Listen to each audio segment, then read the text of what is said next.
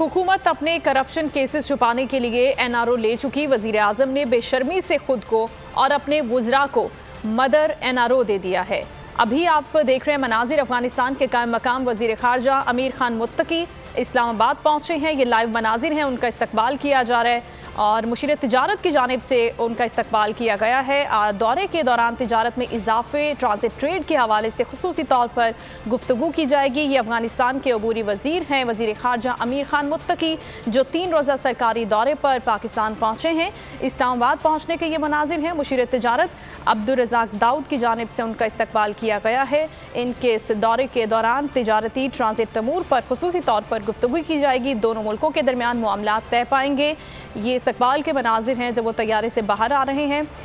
वज़ीर तिजारत भी इस मौके पर मौजूद थे, मुशीर तिजारत अब्दुल रज़ाक दाऊद, जिन्होंने इनका इस्लामाबाद पहुँचने पर इस्तकबाल किया था।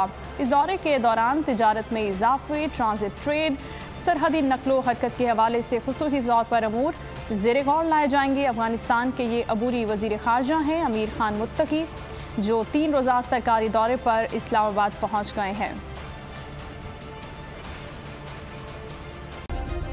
सब्सक्राइब करें और बेल दबाएं ताकि कोई खबर रह न जाए।